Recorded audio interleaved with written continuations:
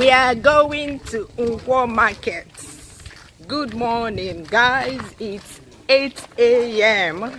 and we are going to Nkwo market. As you can see my background, I am still living the village life. Today is Nkwo. In Igboland, we have 4 market days. Just like you have Monday, Tuesday, Wednesday, Thursday, Friday, Saturday, Sunday. We have 4 days in a week called market days. So in those days, before the advent of westernization, before we started using the Western calendar, we would so many bikes, noisy bikes. So before we started using the Western calendar, we will use we still use it, but in those days we only use the 4 market days, and those make a week. Eke, Ori, Afo, Nkwo. But before that, before I go into all that Eke, Ori, Afo, Nkwo, this is my husband's niece. She's now my niece by marriage. Yeah, I've inherited her as well. She's accompanying me to the market to hold my bag for me, you know. When auntie is going to the market, somebody has to hold bag. So as I was saying, we have 4 market days. Eke, Ori, Afo, Nkwo. Eke, Ori, Afo, Nkwo, and it rotates. We go back again, Eke, Ori, Afo, Nkwo. That's how they counted the days in those days. They still count it like that, but you know, we are using that with the Western calendar as well. So what happens is every town in Igboland has their own market day. Depending on how big the town is, they can have 2 market days that they go to the market at 2 different venues. For instance, in my hometown, Agolo, my hometown is very big, so we have 2 markets. One is Afo, so we have Afo Agolo, and we have Nkwo Agolo. They are so far apart from each other. So on Afo Day, the Afo market will be on. There will be market, there will be villagers, the farmers in the village will bring their produce to the market, and people from the cities like Oka, bigger cities, would come to Afo Agolo to shop and then go to the cities to sell the produce, the farm produce. The same thing with Nkwo. In my husband's hometown, Umunze, they have Nkwo. So we are going to Nkwo Umunze today. Today is Nkwo Day. Nkwo is a very busy market. People from even Enugu State, because Enugu State is close by here. Even people from Abia State, Imo State, Arondi Zog is down there. They come to this Nkwo market. So yeah, I'm going to try as much as possible to show you around. You know, this is the village. When you hold up your phone that you're recording something, everybody will be looking at you. So I don't want everybody to look at me like that because I'm shy. So yeah, that's where I'm taking you to today. We're going to the junction and we'll take a bike from there. In Nigeria, we use motorcycles for public transport. Yeah. So go there, you can see a lot of them passing us by, but they are carrying people, so we need 2 bikes to take us down because it's quite far. Some people trek it. No. I'll faint before I get to the market. No strength to walk around in the market. All right, let's go.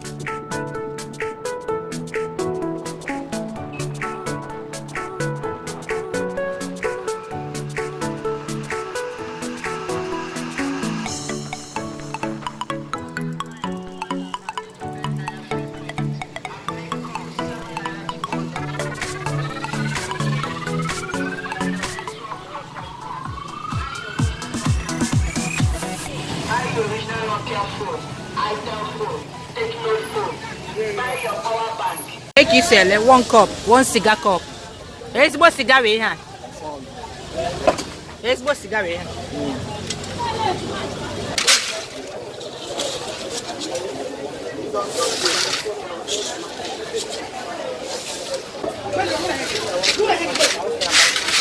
It's not like this to buy.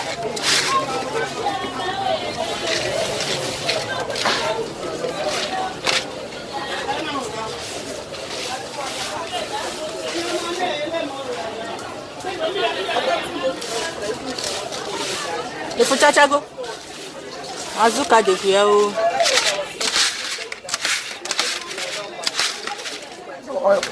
I don't know to say by other.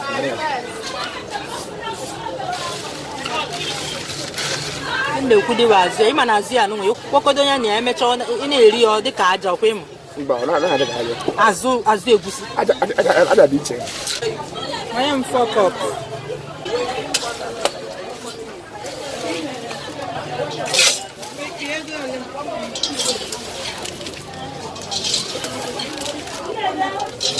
Huh?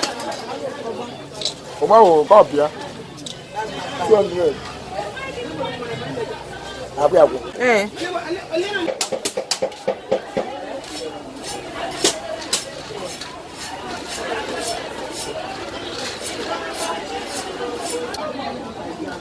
I'm picking it myself before grinding because if you leave them, they'll just grind it like this.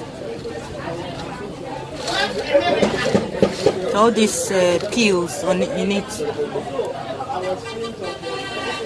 You grind it with these peels, so it feels like sand. Again, agility.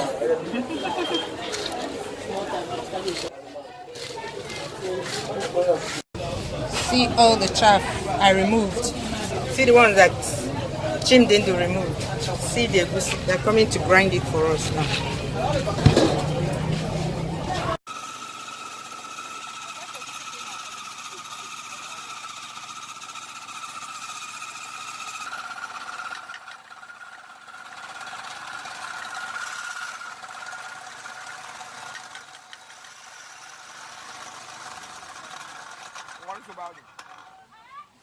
Fama di mungkin kayak itu. Mana try? Awak bukan terlemah. Hey, madam mainnya mutre. Ata taki ihoro nubu. Madam mainnya mutre. Oh, so kan kote. Amam no nelo nubu. Mana bukan no nubu ya di hot fresh. Mo ara gbakwa so. Kemgbe ihoro ya. Onye ọbụla na-asị this morning nye m test ọchakwara acha anakwa m achọ nke na-enu ka m ofu enu olugbo ahụ ụta o nwere test kwa eziokwu ya mbọsị ịhọrọ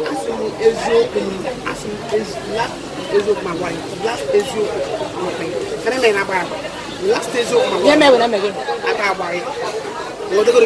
mba o nwere test oh, we're tasting, yeah. Hey.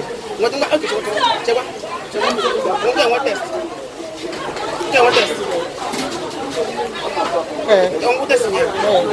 I'm telling you,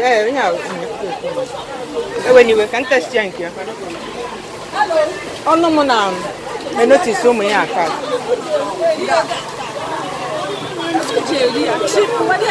Imana, madam, help. Hey. Ihe nke anwachalu obodo ba akwụkwọ ihe ọkwali ahụ madam.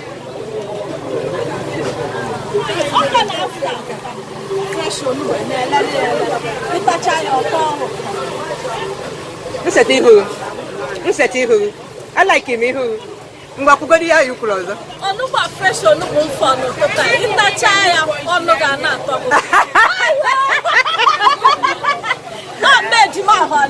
I'll make okay. So, ejima na-eme onugbu ọcha ọsọ. You know what the flavor? So, my flavor, hanja. Mama ejima ma ntacha ya. You know what the one? I go and take you sell. Sini me wete mu te.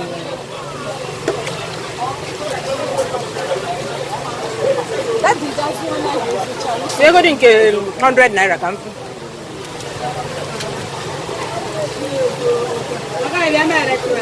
Yeah, here's it.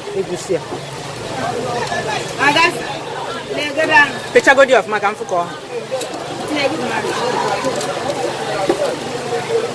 What's in? What the one get 15 naira?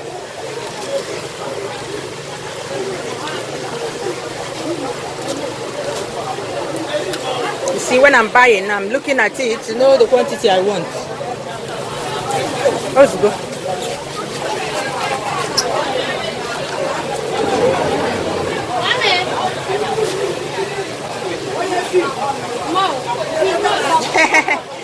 I can say. Message. Message. Manager can go here.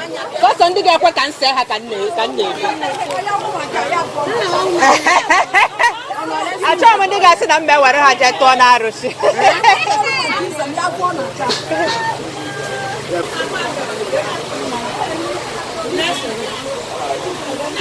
Madam crayfish berry here. Kafa crayfish. From Lagos.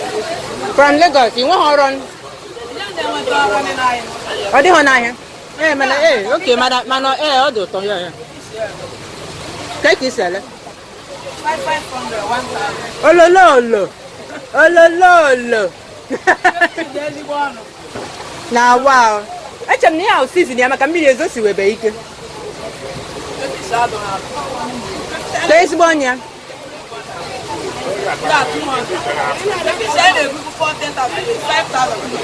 Nah, double. But be for him a boy from Abraham. Well, Tienka.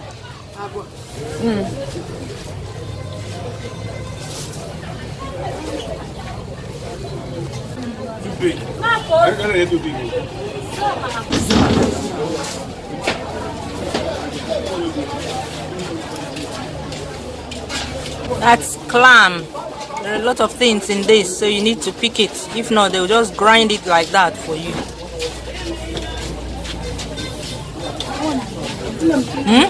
This one is good, but I know it's fish, but let me remove the head and put the rest. The head is like sand because of the eye.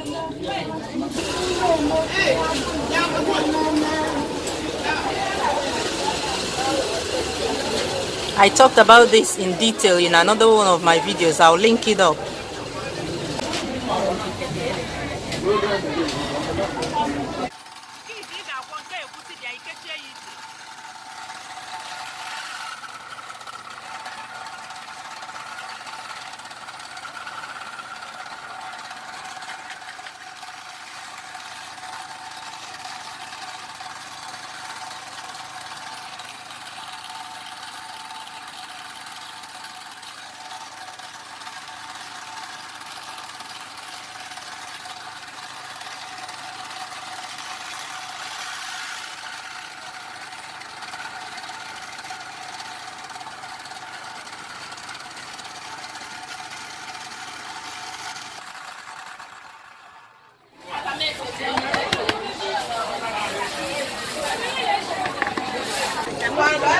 Bye.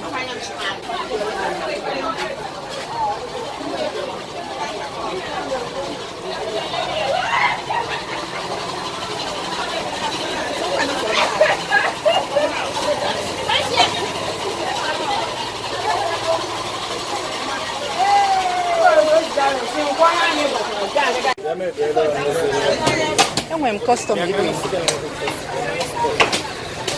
Check and check your custom. Oh no,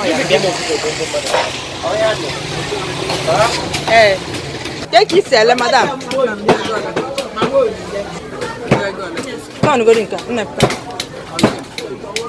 Don't go to Hanabu. Come for it.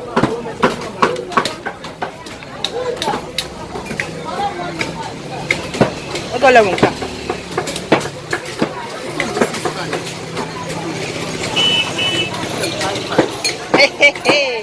After ego. Now wow. Here we ready to on mgbafu ka mma agbafu. Ke ba na lady chicken ebe. Okay, aye je ba ye ano we egbu ya. Ke ba. Okay, od na mgbafu. Madam biko ke spawn ya. We ma na mara ni sare. Ona mo. I'm me him make because some of the price I have one month. About 3,000. No, 5,000. Hey. I told me no na kwatozi here. Can you say we 1,000, call 4,000. No, akwa na aboba juru na anu madam. Iberi when you too much. Like in can one. Ibefta about the highest very into two. The hair like this.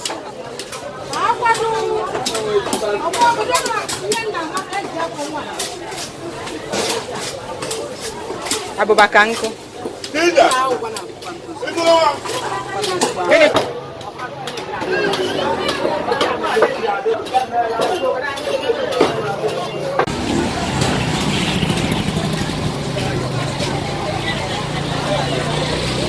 We're going to where they will kill chicken for us.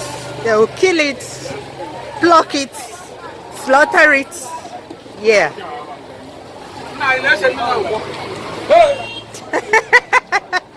Atogomta, the village I assume. Minesa. Get in Igbo. A cook Igbo. I don't cook Igbo myself. Yes, old layers. Yeah, Bulumia. He had talent like this. Yeah, can you go? Okay. Go on it. I want it.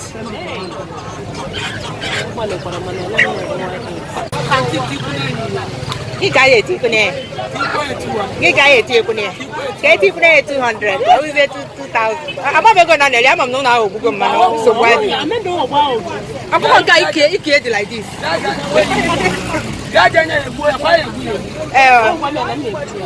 Kevin Ebu. Tebulun na ngwa ka ije na tebul ka 2,000. Ngwa.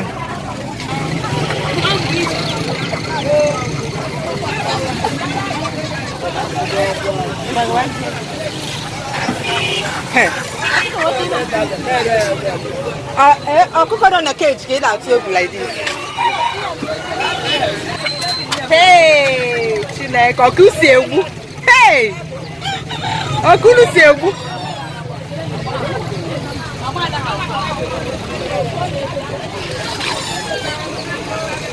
Akakwukwa ọtọ n'ime ebe ahụ. Ọ dị akwụ ọtọ ihe. Hey, tunu si egbu ọkụkọ nke nne. Unu anakwa na-emerụ ha ebere na cha.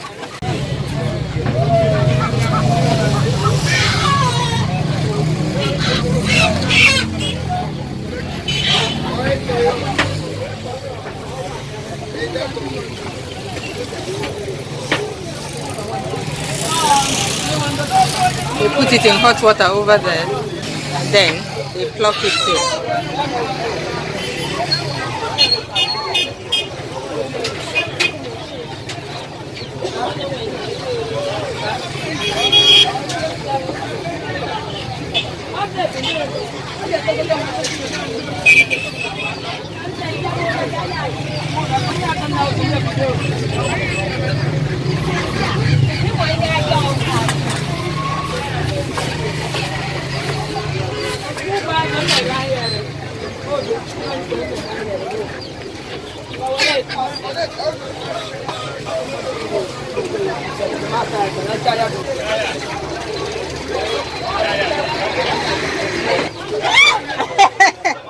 Chidigi natural ọkụkọ.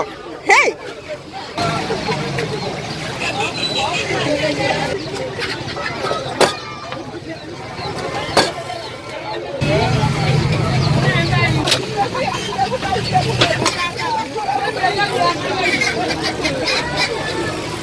That's the gizzard.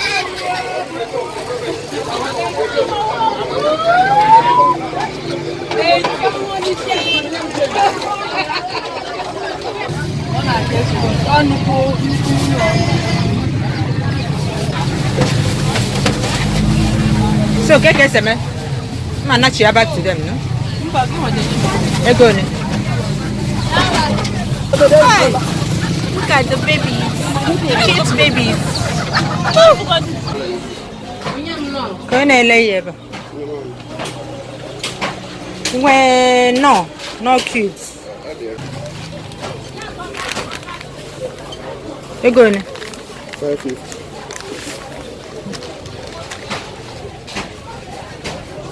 Tin tomato akwa ni won hodari ko won nke mma afia ebe. Shin din du ken kun nego. Kedia. No, that is the best. Such a don't come go we go gide we go ihe ncho iju esi. Don't give us this paper oil. Give us normal one. So you feel now nke about the best one. Why? Your mommy uses that one. But I don't like this sachet that is in. One can make go gide. Get what tomorrow morning. This one. And Lagos. Lagos. Lagos. Kedi hiji wetie, kedi hiji si no maru. O mara mo. E kan dey na sini na kusale. Ndi na sini, ona sha toto. O ho na cha toto. Test here dey mo. O na ya dey. I'm going to try it.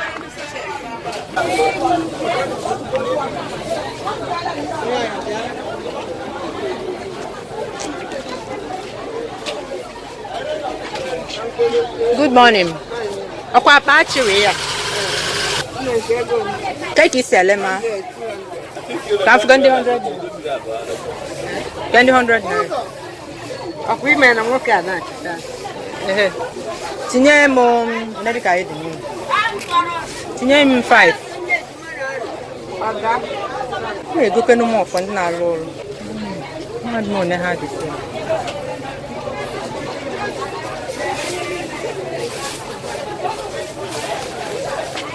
Nam tinye the 100 at 10. Ka ihe unu tinye nya so mmanụ na nnu na ose. Mkpụrụ akwụ, nnu na ose. Okay. Bu na etela aka from ebe. Obodo no kwa dị nso ebe. Ebe. O tere ezigbo aka. Ma like ife bunu na esi ya. Ọ na-achị. Na-achị ka isi abịa oteka. How many hours kun na agba? Ana agba just ibiara ba stress. Akwa na olu ka m na-eje. Oh my dear, sorry. Mami ga-enye madam na chọ nka m na-akpa nkata. Ọ dịrọ m ọyịsọ. Ị na-amụta n'ọnụ. Ana m amụtala ama like ịma ụmụ ya. Ana m akwakọ ije si ọkpa echi mana ọ na like ịma ụdị and my friends na like ife ebe a na-eme ụdị ya. Ọkwa ndị ọsọ a Ebido by 8 abalị. Esiwe dị ọkpa. Shigiri echi efo. Ekueze. You see how many hours from up is here now? 2 hours and oh no. Now wow. So you had now eba like this. Eme ko nzo tutu heburu ku ya be eba. Hey. Ade okwiz. Imi ye nora. Na imi ye nora maka na nwa ko. Okay, thank you.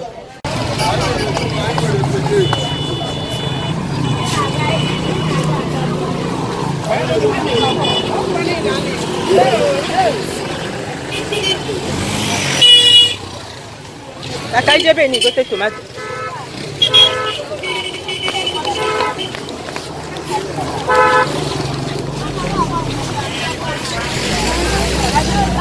Hey, tell our tomato. Madam, take you select tomato. Good morning. Gimbo kai pokwan ni make up. Eh? 1,700. Hey! Ang kata tomato ka de go eh. Say go neki na konde na kwa po. Ka 500. Ah wow. Mari eji so fun kata tomato we 60 before.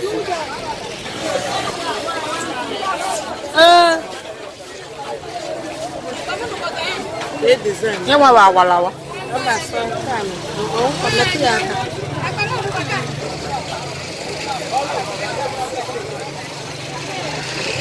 Almost the same thing. What the same? Kaka don't mind. Kaka. Kwanye mka. Kaka. Ime go mo experience.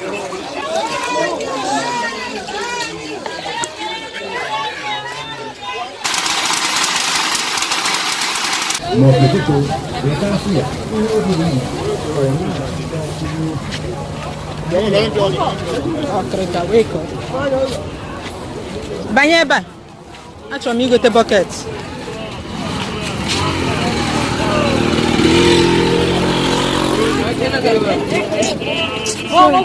Eba, the tight.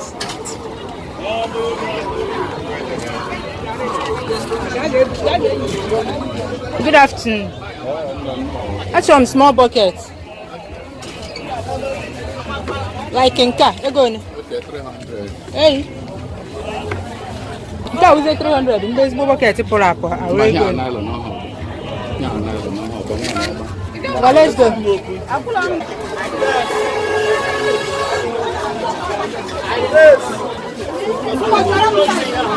Agnes.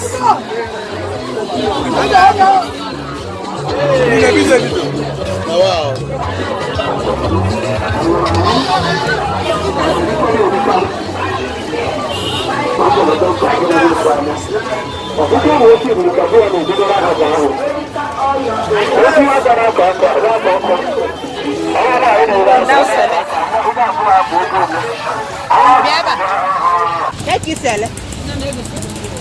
Hey, I chung with that.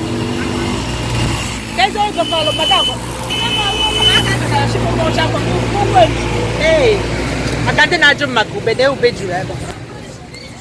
Hey, can we do not have any? We are back from Nkwo. I'm enjoying the Iba.